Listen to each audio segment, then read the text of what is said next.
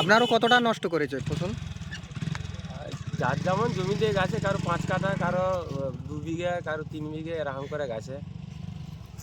আর যে সোজায় গাছে সে সোজায় তো আমার 5 কাঠা জমি পড়েছিল,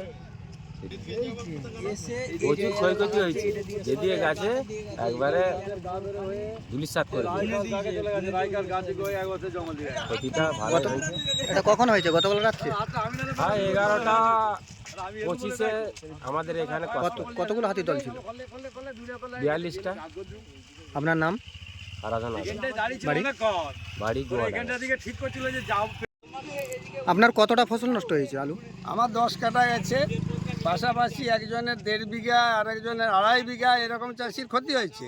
ক্ষতি হয়েছে বলতে আমাদের জমিতে মানে মাটি দেওয়ার পরে যে 3 পাউন্ড হয়ে গেছে, সেই জমিটাতে আর আলু বসালেও হবে না। কত বড় গাছ হয়েছিল? ওই তো প্রায় কতদিন হবে আমাদের, মোটামুটি আলু মাটি দেওয়ার পর 3 পাউন্ড হয়েছে, মানে বড় হয়ে গেছিল, বয়স হয়ে গেছে, সেটাতে আর আলু বসালে আর হবে না।